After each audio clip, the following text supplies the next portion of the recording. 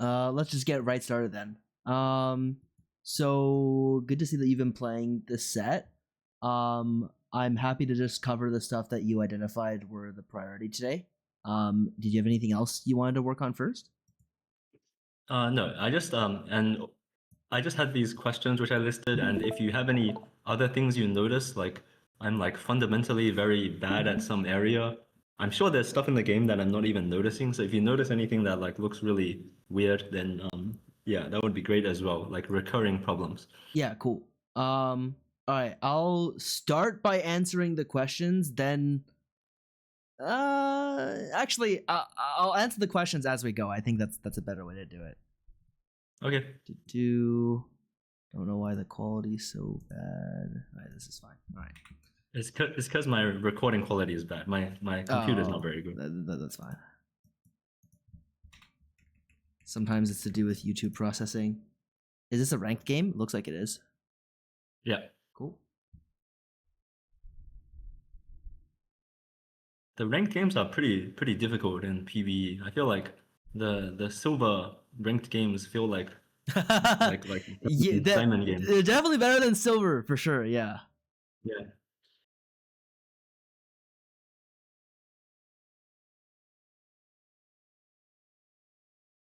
Okay. Okay. Quick question. When you're holding this Xayah and Rakan, what is in your head that you're like? What are you thinking that you're probably going to play? Like as an opener, I'm thinking like not as an opener, as like the comp. Oh, as the comp. Yeah. AD like so Xayah Rakan, and then you can like slam Kraken, and then go into like Aphelios or Draven. Cool. Yeah, I think that's quite reasonable, and what you played here made sense.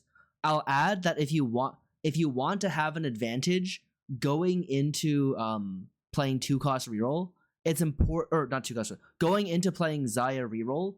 Do you know let me just take a look real quick. What did you play here? You played Elderwood Xayah. Okay, that's fine. If in your head you were aware that like Solar Xayah was the stronger version to play, you'd want to prioritize holding this Leona. But if you don't, that's fine. It's not a big deal. That this looks fundamental. Oh, I didn't even know that was a comp, so that's good to know. Yeah. This all makes sense. All right, cool.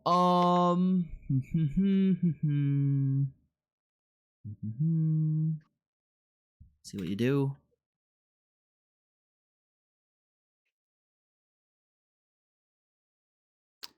I think taking this is fine.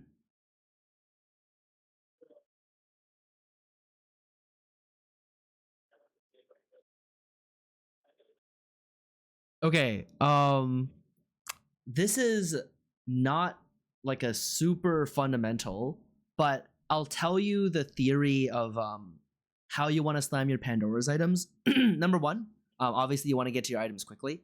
That's number one. Number two is you tend to want to hold the most important, like you want to hold the components to the most important items, and you tend to want to hold the components that make multiple items on the carry that you're trying to play.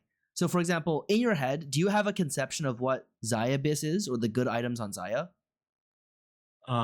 My understanding is Kraken, Giant Slayer +1. That's just from looking at the stats, but I don't know. Okay, so you looked at the stats, right? Which stats do you look at? Tactics tools? I didn't. Does Tactics tools have set 18 stats? Like I couldn't find them. They do, but they're kind of limited. We're using meta TFT. Yeah, I was using meta. That's good. I couldn't find them. That's preferable, yeah. in fact. Okay. In which case, my point still applies, which is that are there any other good cloak items in your head in the comp? Like, are there 2 good cloak items? No. I should just reroll everything, right? Here's what you should do. If it's a fight that you can win, you should be quite happy to slam Spirit Visage. Yep. And you should, I think if in your head, Kraken and Gargoyles are both good. The Cloak Slam is perfectly fine. However, I will add that the Cloak should probably be slammed on a unit on the bench if you can afford it. And the reason is you will get to save a remover in the case that you find the Gargoyles. You won't have to remove the Cloak off. That's a minor detail. I would additionally add that if you're willing to slam an item here, you would probably slam Spear Visage and put the Cloak on the front line, because it actually does something in this fight. It's not gonna win you the fight or anything, but maybe you kill one more because of it. In my head, the logic I would go through is, in addition to this. So in my head, I'll okay. Given your components, you want to highly prioritize holding a bow. Like you would never skip a bow. You would want to hold 1 or even 2 bows, because you have 2 BIS items that are made out of bows. The sword and the cloak are lower priority. In fact, based on what you said, the sword is not a super high priority at all. In fact, I'll additionally add that what is it? The way you filter has probably a particular flaw, and the particular flaw is that for a unit that runs, for a comp that runs Ornn, and for most comps, and like for all comps in general, actually, it's generally good practice if you don't have artifacts and radiant items to be filtering out artifacts and radiant items on those units. Because I'll firstly show what you looked at. I assume you looked at 3 items Xayah 3, right? You looked at the items. Yeah, this item looks really bad, right? And then you look, what are the good items? Well, Kraken's like, it's like fine, right? GS looks real solid. Gunblade looks real bad, right? That kind of stuff, right? And like GS is real good. However, if you begin to exclude artifacts and radiance, so this is how you would exclude them, and I think this is not very easy to do in tactics tools. If you exclude both, and you say you have what is it? Kale. If you have 3 items, if you have Kale 3 items already, then you get a very different picture of the items that are good, and you get a very different balance of the items that are good. And the reason why the items look like this, and like if you see something like this, you need to begin to try to think about why the items look like this, or why they're telling this story. I'll tell you in this instance, and you can try to extrapolate. Number 1, Kale is the stronger unit in the comp. If you have Kale 3, or if you have 3 item Kale, your good items should be on the Kale. That's number 1. And if you presuppose that happens, then you get a more free look at what the good items on the Xayah are. This is basically saying that, like, if you don't have items in the Kale and you have the Ginsu on the Xayah, that it's better to move the solo Ginsu onto the Xayah. But if you already have a strong Kale and it already is full of items, then it's fine to have a Ginsu on Xayah if you assume that this has already happened. So there's 2 kind of biases you're looking at here. Number 1, the bias is that the regular items compared to the artifacts are just going to look worse by a lot, right? So if you like enable some kind of artifact count, it's like it's going to start telling you that some of the artifacts are really good, especially Flicker Blade or any of the attack speed ones, which replace Ginsu, because that if you have an artifact, it means you've at least lived until pretty far in the game. You've at least lived until 5-1 or even 6-1, because the first artifact comes at like 5-1 a lot of the time, or like 4-6, and then the second one comes at like 6-1, 6-2, that kind of stuff, right?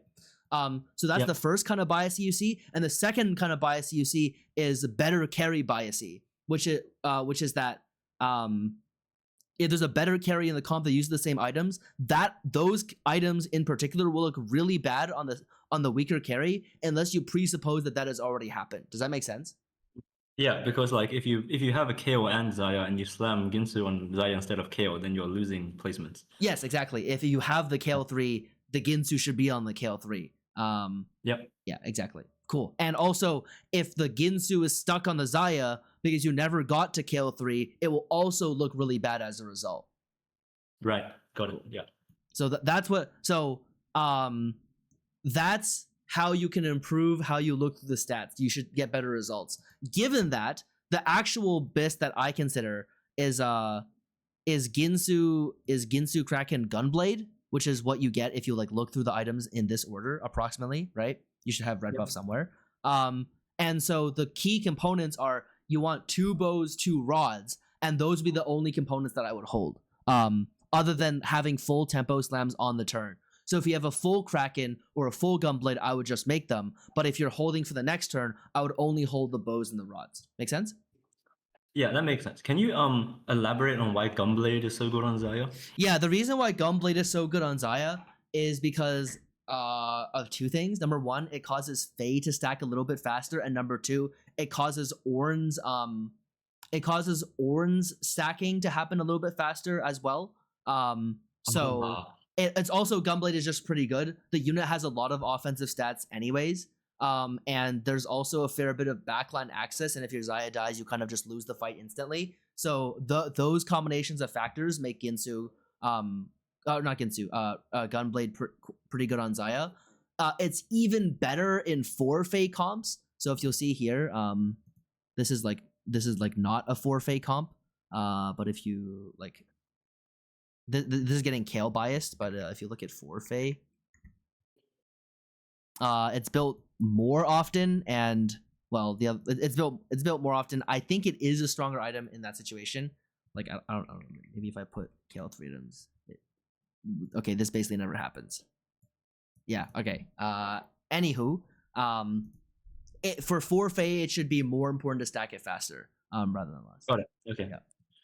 Cool. Yeah, you get more stacks if the fight goes longer. Yeah, you get more because it scales off like healing, like and damage taken.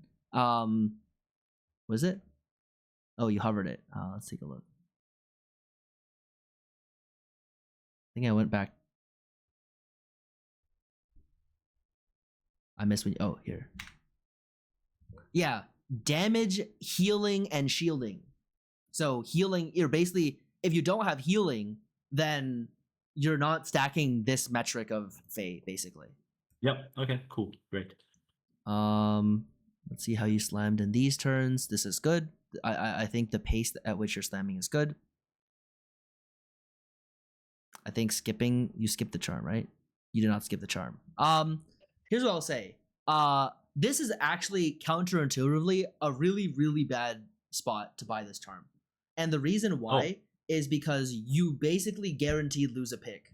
Now, the pick does matter less. However, I would say that getting a good pick off of this, okay, let's separate this from Penrose for a second. You lose a pick, and normally that's really bad. I also think the gold is too valuable compared to the health. And the way I would think about it is the following. This 2 gold is not just 2 gold. The chance that you're going to make an additional interval off of this is very high over the course of the rest of the game. And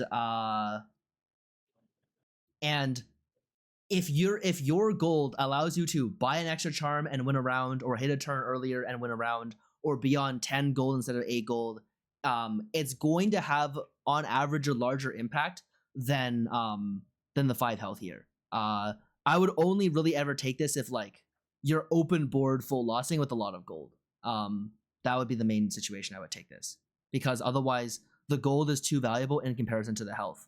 In contrast, do you know the take 4 damage, gain 2 gold charm?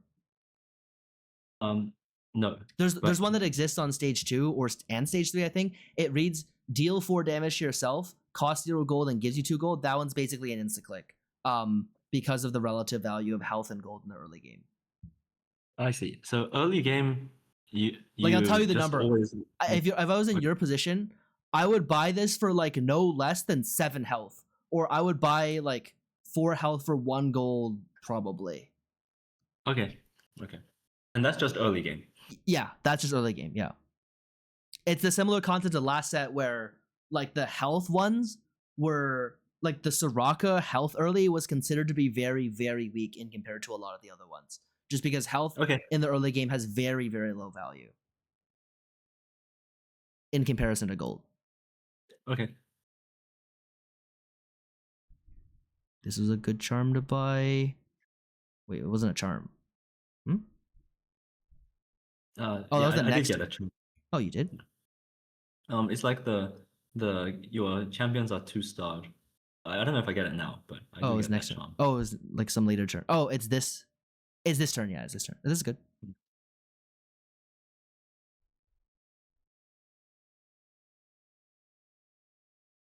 Okay, 5 loss here is good.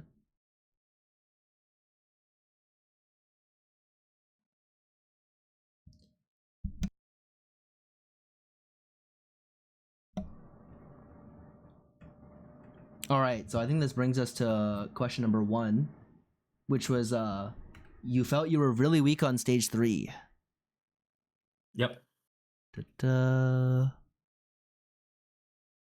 Okay. This is after your when you say after you're hitting, do you mean after you hit your 3 stars or 2 stars? After I hit my 3 stars. Okay. So you're not referring to this quite yet, okay? Yeah.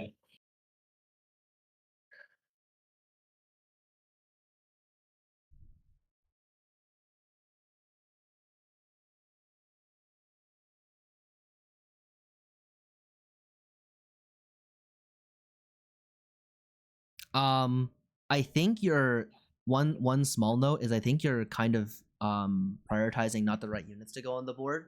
I think in comps that in reroll comps that can run LeBlanc, it's actually really valuable to run LeBlanc for her unit printing properties actually, and so I would try to have that as my level 5 with 3 Elderwood in, which is a pretty strong pretty strong trait. Oh, and in addition, the next unit I would have in is Shen to give me Defender plus Inferno. So if you're missing either or both of those units on your board, I would consider that to be making yourself weaker than you should be.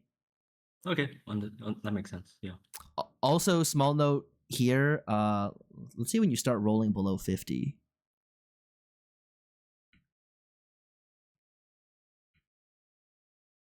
Ah, you hit here. Okay.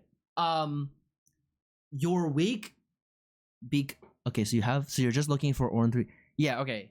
So you're basically weak here because your frontline is very bad. You basically have no frontline trait, which is a big problem to the strength of your board. I think if you had a Shen here instead of the Kale, you would do very well actually on this stage. I think if you held a Shen at any point or any defense, you should just bought this Leona and put on the board and started tanking the Orn and then just sat on this board because this board would probably not be expected to lose very much. Got it. And that would be a lot stronger. So like here, compared to when you were at 40 gold, your board is no stronger, right? So the evaluation of your board right here is just that your board's frontline is much weaker compared to your opponent's, basically. And as a result, you're losing. I see. The best would be Hecarim, right? For combat. Hecarim would be good. Yeah, Hecarim would be. If you were tanking, Rakan, the best would be Hecarim. Yeah.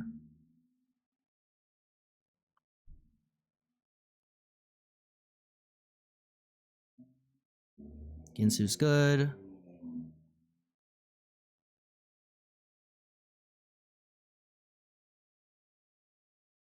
So yeah, we almost lost to this.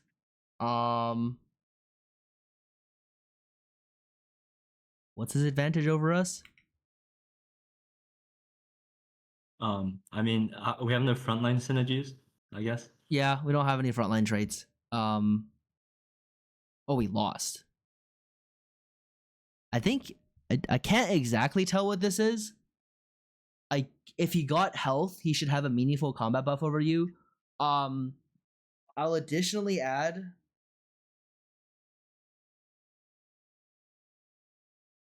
Yeah, okay, honestly, I'm kind of surprised. You lost it. Oh no, he's level 7. Okay, no, that makes it clear. He's level 7. He has 7 units on you. I know it looks like you have a lot of units, but he's up 2 effective slots. You should probably beat him on level 6 if you have any defensive trait active. In fact, if you have any defensive trait activated over Elderwood, you should beat him. Elderwood is like a flat amount of power. Okay, it's not actually flat, but like it doesn't scale very well at star level. It's much better to activate one of the tank traits compared to play through Elderwood. Because Elderwood gets like a little bit stronger with star level, but is like mostly a flat bonus. It's just you get these guys, right? And the traits get better a lot more with 3-star frontliners. Okay, sounds good. Yeah, I need frontline traits. Going back to the 3-2, do you feel like taking duplicators is correct? It's for sure do you wrong. feel like you should items? for sure take items, and if you don't see any items, you should take combat. I see. And the reason is because I'm gonna hit anyway. Like I don't need the duplicators. Yes, exactly. It's like the reason why is the gap. Like, what is it? Gold in like you will very likely not be in a position where you just can't hit your board, right? Your board is fairly cheap, and so all gold does is speed up when you hit it, and it doesn't make you stronger after you've hit your board, right? So like what does this augment effectively do for you? It effectively lets you hit on 3-3 instead of 3-5 or 3-6, basically, right? Or when you hit on 3-3, you have 10 more gold than you have like if you took a combat augment here or an item augment, you would probably hit on this turn with 20 gold, and you probably would have won this round because you would have had a combat or item augment, basically. Yeah. Right? So that's what it does in this case. And as a general rule, for 1-cost reroll, speeding up the time that you hit is not incredibly valuable. And being stronger at the points at all points in the game by taking item and combat augments is much more valuable in 1-cost reroll specifically. Especially non-scaling 1-cost reroll. So I'll make a brief note about solar. Solar actually makes gold quite important, and in fact, I would value this augment if you were playing solar if you're playing for a 3 solar version of this board, but you're not. So I don't consider it particularly valuable here for that reason. Right. And the reason why is because gold is good in comps that spike a lot off of hitting specific upgrades. So like 3-cost reroll spikes a lot off of hitting 3-star 3 costs, and 2-star 4 costs spike a lot off of hitting 2-star 4 costs. And it's the same idea with solar, that once you get to the 5 3-star breakpoint, the board becomes much stronger than it otherwise would. But for the kind of board you're playing right here, that's a 1-cost reroll comp without solar on it, that similar kind of spike doesn't exist. Okay, great. Yeah, I need tank items. Yeah, your preference should have been, because look, you have so many good units to itemize, and this is true for a lot of 1-cost reroll comps. Like you'll usually have at least 2 1-cost 3-stars to itemize, and then you'll additionally want to itemize 2-star 4 costs as you acquire access to them later into the game. Yep.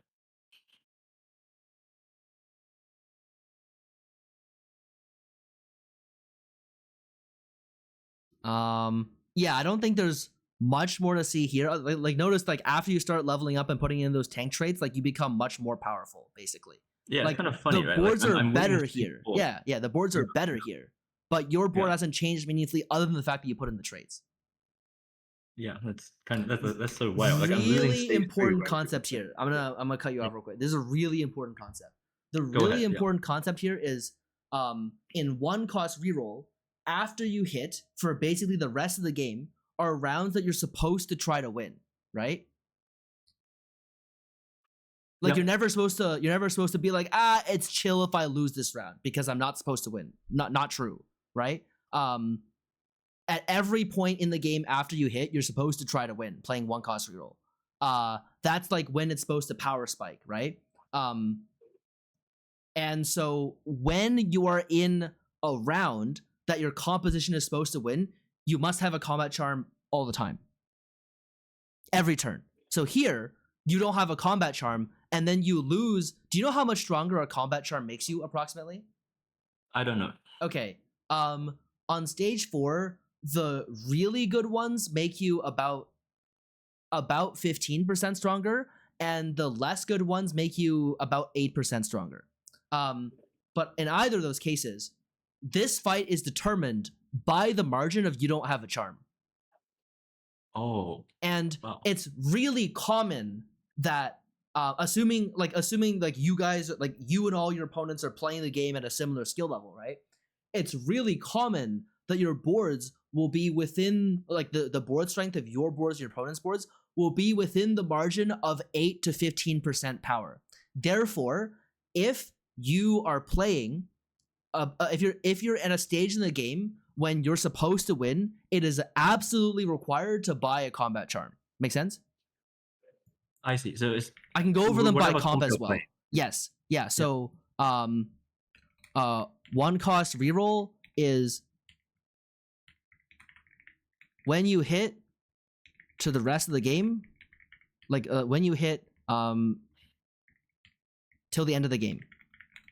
Basically, every turn after you hit your frontline 3-star and backline 3-star, I would be always buying the charm. Like I would buy this, I would just buy it. I would buy it and put on Varus, and then we're chilling. Make sense? Like any combat charm, you just buy it because remember I forgot if I told you this in specific. Remind me if I did. The point of the game is to take effective conversions of gold into health, right? Yeah. Did I tell you that one before? Yeah. Cool. Last coaching. And these are incredibly efficient conversions of gold into health, right? Because just keep in mind, a silver combat augment is about 12% strength in the late game. And if you can buy a charm that gives you 8 to 15% power, that's incredibly valuable. That's incredibly valuable, given that it only at most costs you like 3 to 5 gold. I see. So I should roll for a charm every round. You should roll for a charm every round. So like in one cost reroll after you hit, this is like when to roll for a charm every round. It's like when to roll for a charm every round, and generally only take combat charms unless the econ charms unless the econ can be used to contribute to another power spike. So for example, if you play a 2-cost reroll like Warwick that wants to run a 4-cost tank later, like maybe Set or usually Malphite, if you're like reasonably healthy and you're going for Malphite, I would accept that you buy one of the 2 gold charms that give you like 4 or 5 gold. That would be fine, right? But if you're not really playing for any of that here, right? Like we're not really going to meaningfully improve our board with gold. All we want now is power to be able to win. Make sense? Yep. Cool. Got it. Understood. So 1 cost reroll, it's when you hit till the end of the game. And even then, I would actually still be buying a charm every turn. It's just that if the gold is useful, I would sometimes accept an econ charm because that's a pretty large gold swing.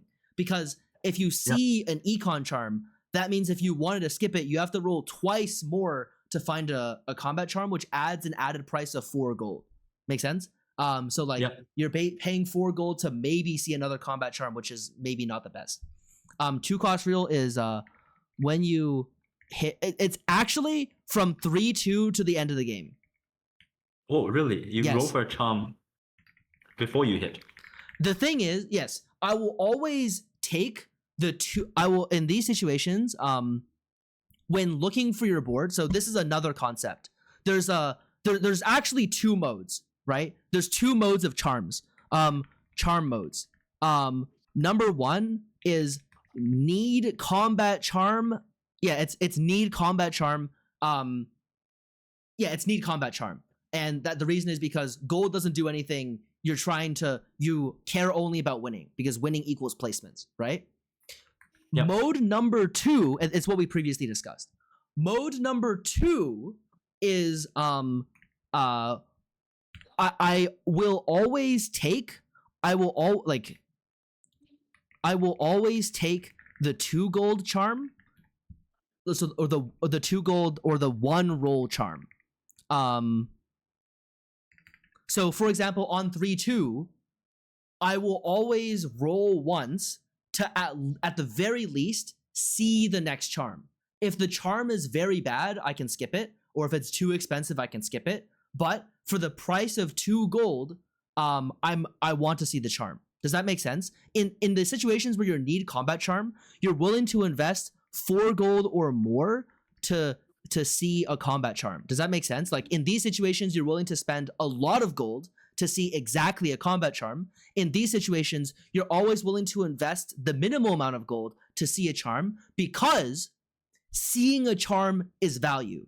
Seeing a charm gives you effective gold. On stage 3, I've looked through all the charms. On stage 3, the average charm that gives you gold directly gives you 2 gold of profit. Therefore, it's worth rolling once to number 1, see the charm, and also see an additional shop. And number two, it's always worth it to perhaps see an efficient combat charm that makes you more likely to win the round. I would say as a default, playing 3-cost reroll or playing any reroll comp, the moment you start rolling to the end of the game, you should always at least be seeing one charm a turn. Got it. At least So see one charms charm are a turn. really good. Yes, charms are really good and you want to leverage them. And if you're looking, like, you ask yourself, like, at the end of the day, right, how do you place better than your opponents on average? It's by consistently being stronger than them. How do you consistently be stronger than them? You consistently buy the charms because given the presumption that they're well priced for the power or the gold that they give you. Got it. Cool. Excellent. So like this is this your number 2 until you hit tank plus carry 3-star, and then your number 1 after that to the end of the game. Got it. And in fact, 1-cost reroll works similarly. It's your number 2 the moment you start rolling until you hit tank plus carry 3-star, and then your number 1 after that to the end of the game. And like typically, if it typically actually it's better to just roll for the first charm, buy it, and then chill actually. Or like if you're like saying let's say you're on 60 gold, right? You can just roll and buy the first charm that looks good, but in your head you should be buying a charm. Make sense? Yeah. Cool. 3-cost. It's 3-5 or 4-1. 3-5 or not 5-1. 3-5 or 4-1, depending on when you level to 7 and roll. And then your number 2 until you hit, and your number 1 after you hit. And then 4-cost is usually on 4-2. And then your number 2 until you hit 2-star tank and carry, and your number 1 after you hit. Make sense? Great. Excellent. Cool. Yeah, this is accurate. I think there's probably not much left to go through, other than the fact that you should be rolling for the charm every single turn. I would additionally say that I think what you're doing is fine. Generally, there's a preference to tank Ornn in situations where you're even or close to even between your tanks, because if he's tankier, he generates the artifact faster. Okay. So like basically, if you're anything above 2 lives, Ornn should be your tank, and I wouldn't have moved this, but I think the move at this health is like, it's reasonable. It makes sense. I would probably still tank the Ornn because I want the artifact. Okay. Cool. Let's go to the next game. That was great. Thank you. No problem. And I'll have this session recorded a few after as well. Okay. You're playing level 8. I'll just take a quick look through the opener. I don't know why it's on slower speed.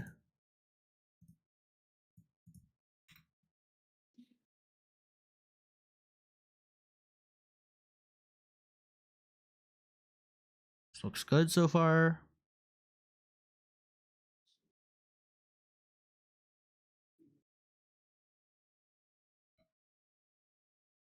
Did I teach you the basics of augment selection before?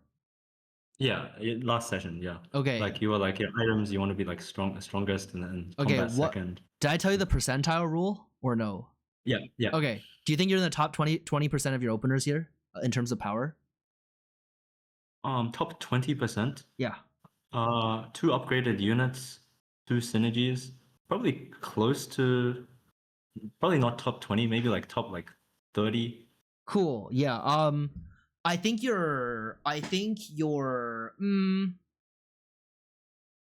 if they're traded, you should consider it to be your, like, how do I put this? There's some details here. I think your evaluation is approximately accurate. If you additionally know that these units are overtuned in the early game and probably will be for a lot of the set, then they're for sure top 20. Okay. Yeah. But like if you default it towards the wait, I don't understand the logic here. The logic. So I assume you're not taking the middle one, right? Yeah. What did you want to see? Like, did you evaluate that this was a strong spot and that you want an item augment? Or did you evaluate that this was like a weakish spot and you want to take an econ augment? Well, it was a strong spot, but I was like, I don't know who to put stone plate on because my upgraded units are like Ravagers. So then I was okay, fair enough. Number one, you can just put it on one of them, and that's actually totally chill. And then just make sure it doesn't have to be solo frontline. You can still put it on your in like the second row.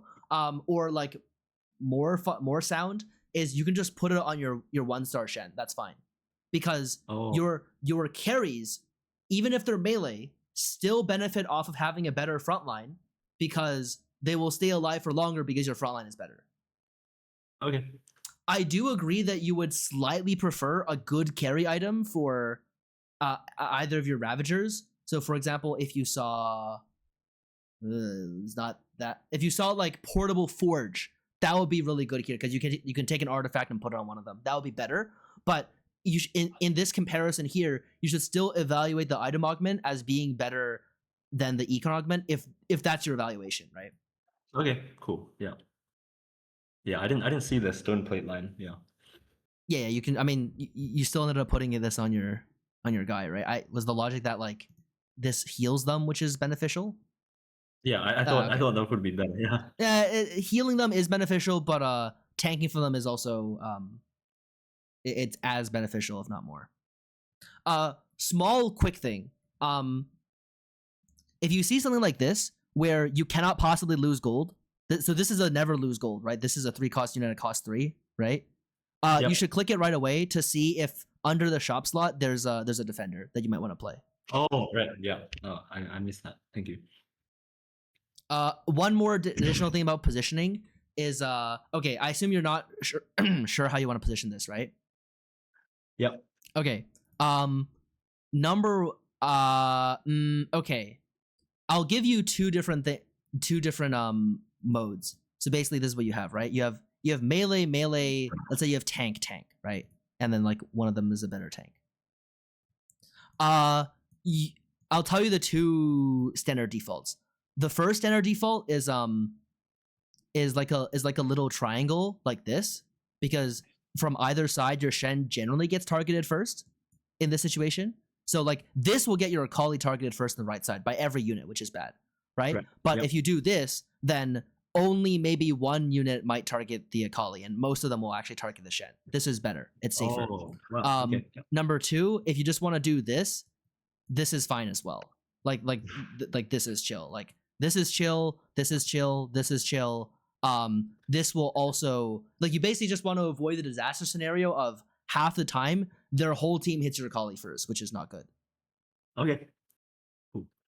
Second thing is why did you play? What did you make a decision between Varus and Leona on this board? Yeah. No. Okay. Sorry. I actually looking at it now, what would you play, Varus or Leona? I guess you need Leona because you need more frontline for your actual Akali and Camille, because Varus one is not going to do anything. Exactly. The 3 Inferno, how much combat power does 3 Inferno have? I actually don't know. Isn't it like 2% burn instead of 1%? I'll show you the trait and let you make the decision. So if you're not sure, you should read it. Oh, I see. It's an eco trait. Yeah, in a situation like this, yeah, it's eco trait, right? Do you want an eco trait right now? No, that's pretty bad. No, right? It's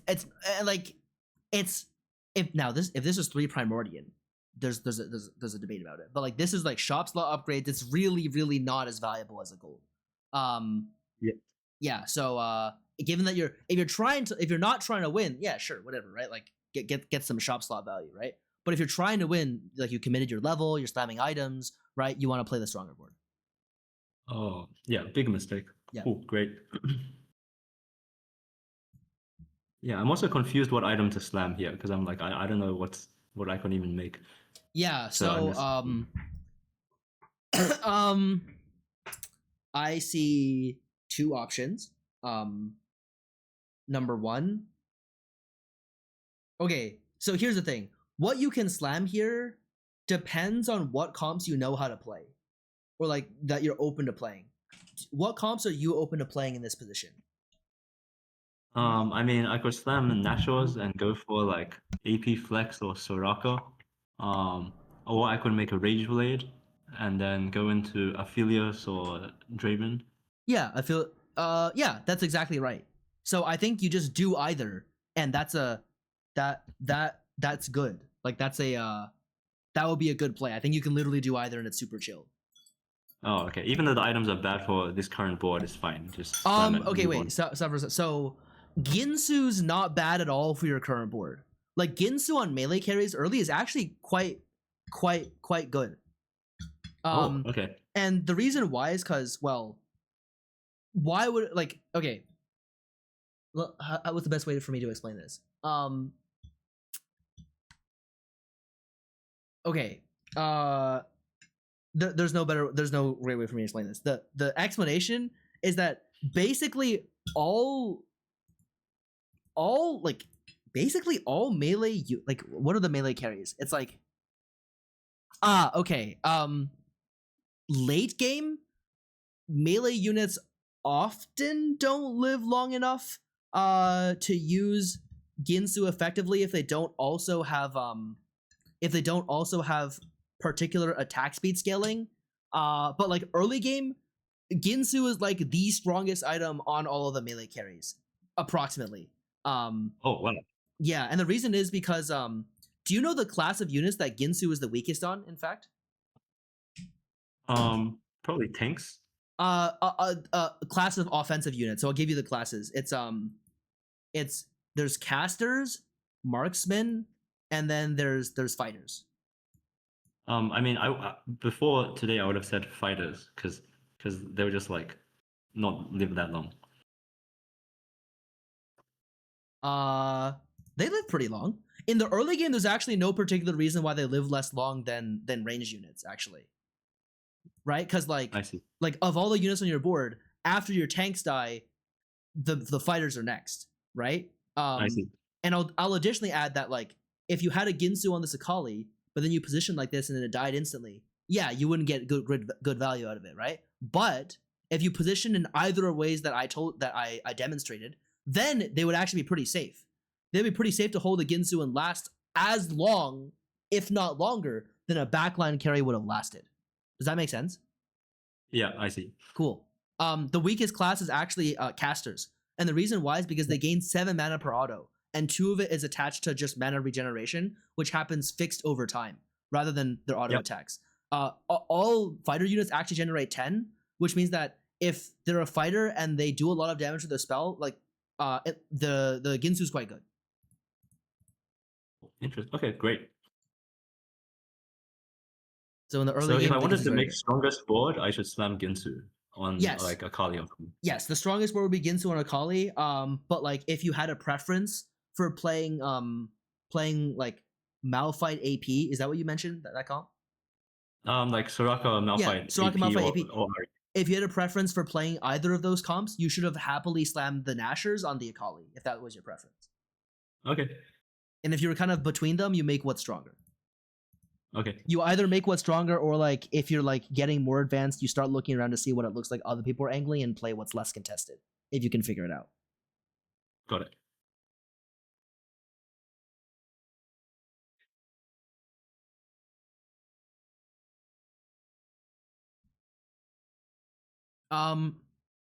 Here I wouldn't sell the Camille.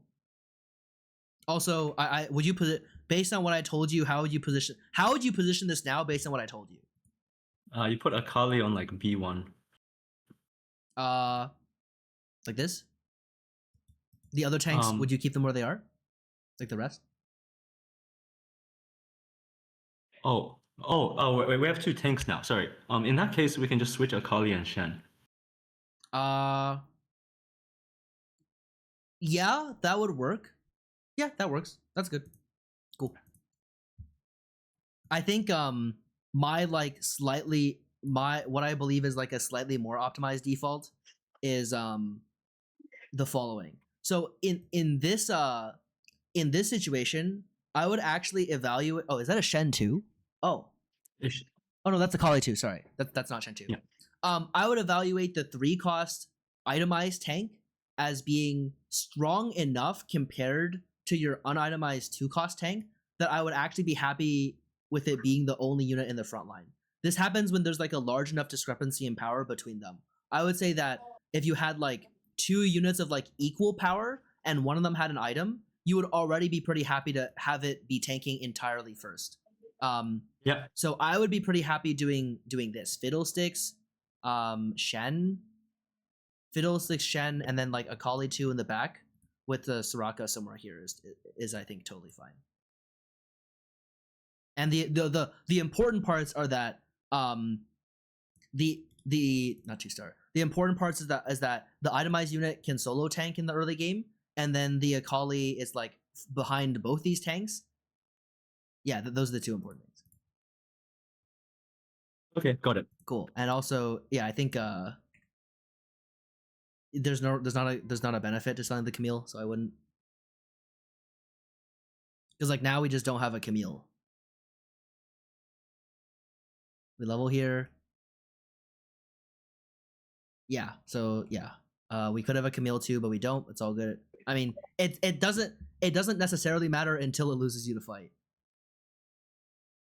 Okay.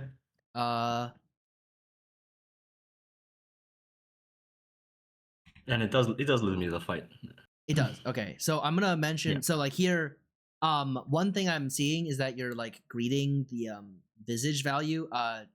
Don't do this. You should like if you want to greet it, the best way to greet it is to make a little diamond in the front line. So you could do something like this and you could greet the healing value effectively. This is worse because basically your front line just doesn't live as long. Like what happens here is that this dies, then it stops getting value after it dies, and then they get to kill this by itself. But like if they're like kind of hitting, if they're like 80% hitting this unit and 20% hitting these, that leads to your frontline having the most effective both damage output and frontline possible. Okay.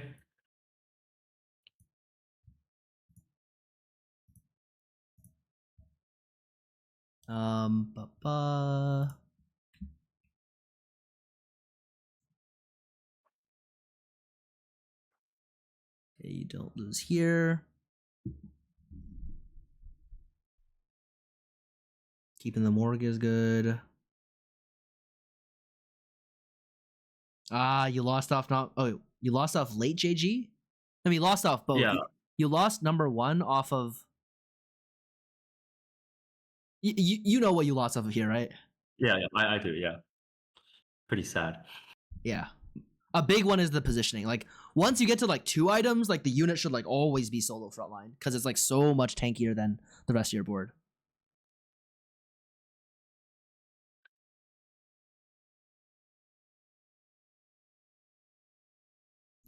Okay, did I tell you the story of level 8 last time? Story of level 8. No, I don't think so. Cool. Do you have an idea of to what kind of augment you should be taking here? Well, I mean, I remember you said you should evaluate your border strength on 3-2 for all of stage 3 and then determine your percentile again and then use that to figure out what you should take. And I feel like my board is like maybe, I don't know, for stage 3, like above average for sure, maybe like 70th percentile. Sure. It's fair. So I feel like item here is pretty good. Cool. I'm gonna teach you a rule that kind of supersedes that one. The rule, okay, let me ask you something. Let's say you manage your gold perfectly from the start of the game until 4-2, but you don't take an econ augment, and there is no extra gold in the opener. It's like a standard 10 gold opener, right? How much gold do you think you'll have on level 8 after you level? How much gold do you think you'll have to roll on 4-2? I don't know, but my guess would be like 20. Yeah, it's like 10 gold. assuming you didn't high roll like a super win streak. This is not Right. assuming that you full streak. This is assuming you did everything correctly. That Yeah. is basically not an acceptable amount of gold to have playing a level 8 comp, because you basically don't get to be strong enough for long enough for the comp that you're trying to play. It's like you're basically condemning yourself to hitting your 4 costs late, both your 1 stars and your 2 stars. So I would say that between 2-1 and 3-2, playing level 8 comp, you are required to take an econ augment in one of those two. And the 3-2 will basically be a foil to your 2-1. Like if you take items, you want to take econ here. If you take econ first, you want to take items. I see. 1 econ. Okay, got Yes. it. If no options are offered, then you're kind of praying that you hit 1 on 4-2, because then that will catch you up later. I see. And it might be different if I was full streaking here. If you then are I can exactly full streaking, you can take an item augment or another combat augment to try to continue to full streak. Yes, because that Okay. case, being strong enough will generate you more gold, which makes up for the combat augment. But that's the only situation where you would consider doing that.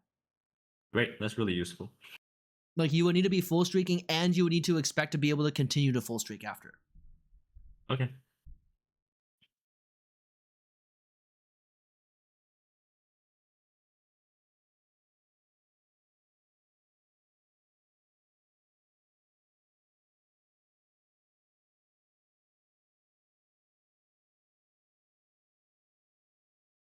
I think we're gonna get into some good late game concepts this game. Definitely. I feel like I made a lot of mistakes. Your gold is okay here because you had a good stage 2.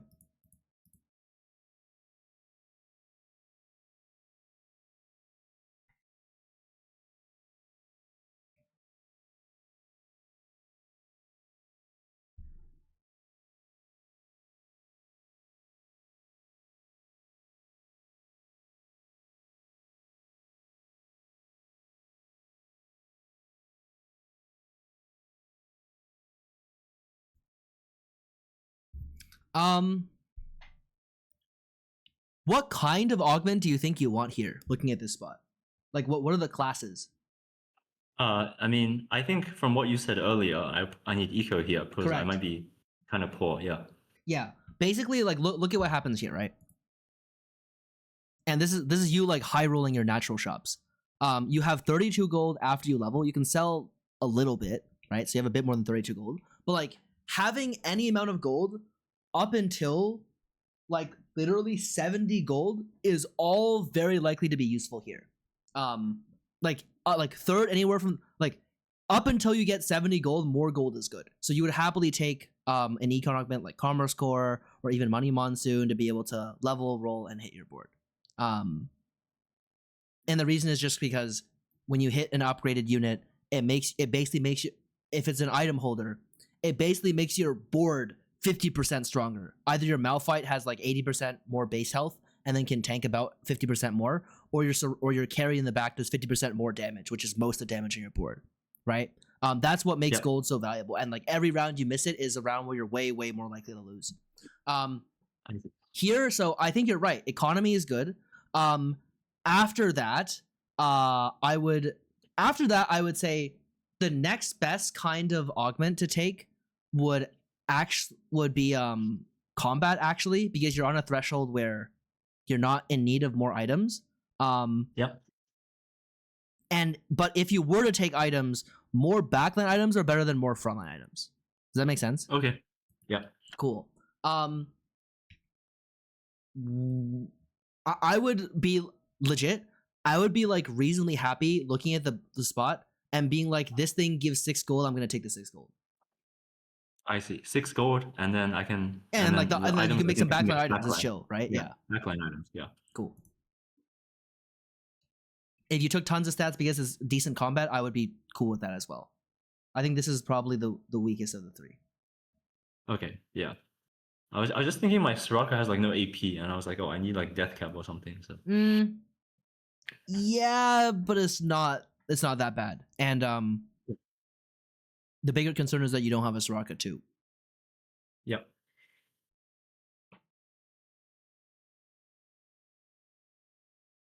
I would say your Soraka also has AP. Like the JG is actually quite reasonable AP. Oh, okay, cool.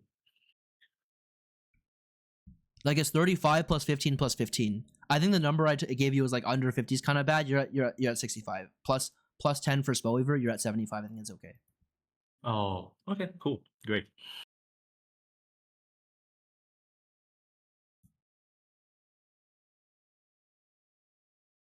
This is played quite well. Yeah, I think this is played very well. In fact, Thank you. in terms of like how you manage your resources.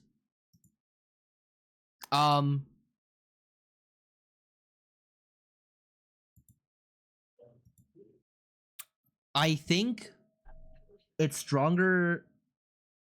Okay, do you know what 4 Executioner does these days? When did you play this game? Like 4 seasons ago. Seasons. Just getting back into it. Yeah.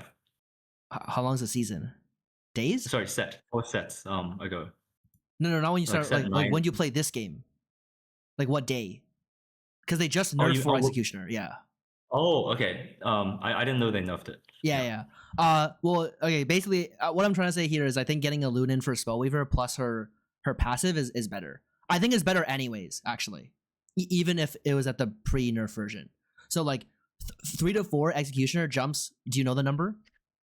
I thought it was 50%. Yeah. Do you know the jump from 3 though? Like what is it at 3 Executioner? I don't know. Okay, cool.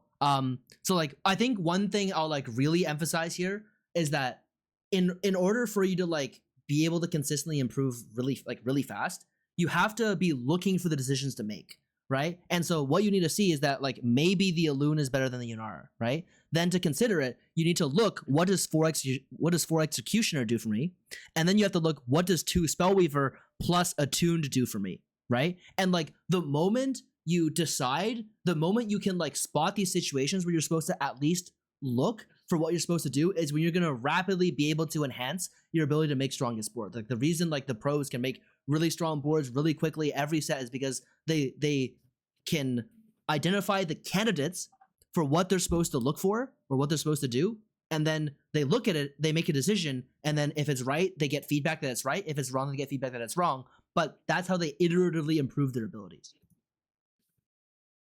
Understood. Yeah. You just have to always be looking. Like it's like if you find you should probably be scanning the moment you find an Elune. If you find an Elune, you should like look is there anything I can replace that would be better? Yeah. I should immediately look to 4 Executioner. Yeah.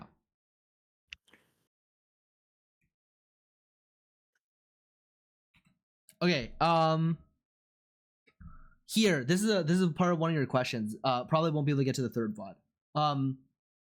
Yes. Number 1, you were supposed to roll an 8. That's good. Fast 9, bad there. This is for sure good. Number 2, okay. Here, how many lives do you have? I would say 6, maybe. Cool. I'll tell you the question you're supposed to ask yourself that allows you to be able to make an informed decision.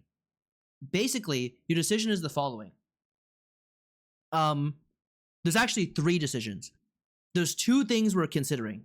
We're considering losing some number of lives to be able to trade them into gold, to be able to trade that gold back into lives and hopefully live longer as a result. So here's what's happening here. Your 3 options are the following. Either you can level here and try to protect your 6 lives with 19 gold on level 9, right? So you're using 19 gold to protect your 6 lives, or you can wait 2 turns, and then you'll be down to 4.5 lives or so. But then you'll have what is it? You'll have like 11 more gold. You'll have 11 more gold each turn. You'll have 41 gold to protect your 4 lives. Which one of those seems better? 41 gold seems a lot better. Yeah, exactly. It's like maybe there's a debate if we're, or not maybe, like there's a debate if we're thinking about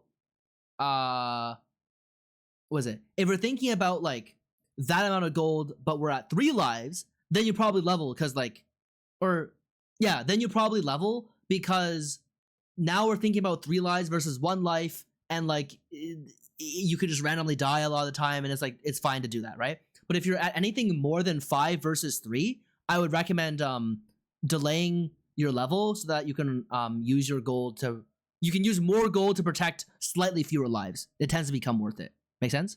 Yep. Yep. The greedy yeah. play also makes it more likely for you to be able to win the game as well. Like I think you're actually technically allowed if you're like really trying to win the game, and you're good at the transition turn. You're allowed to sack 4 of your 6 lives and then level here and roll on that turn. Is also allowed. Holy shit. Like you'll have 60 something gold on 9, right? To make like a board that can probably win the game from there, right? Yeah. Cool. Yeah, nice. That's the decision that you have to make here. That's what you're choosing between. And in any of these situations, you should always be asking. You should always be like looking like when I look at your health bar here, right? I've got like what 6, maybe 6.5 lives. Do I want to trade 2 lives for about 22 gold? Is what you should ask yourself. Is 22 more gold worth trading to delay my level? And a lot of the time on more than 5 lives, it is worth it, which would equate to about 60 health. 60 or more health, I think you should sack to. Cool. Any questions about anything we covered today? No, that's great. Yeah, I'm just gonna rewatch this video a few times. Yeah, there's a lot of take-in. Sounds good. All right, I'll have it uploaded probably by the end of in a few hours. Yeah. Yeah, great. Yeah, thank you so much. Appreciate your help again. No problem. Best luck in your climb. Wish you the best. All right. See you. Cheers. Bye.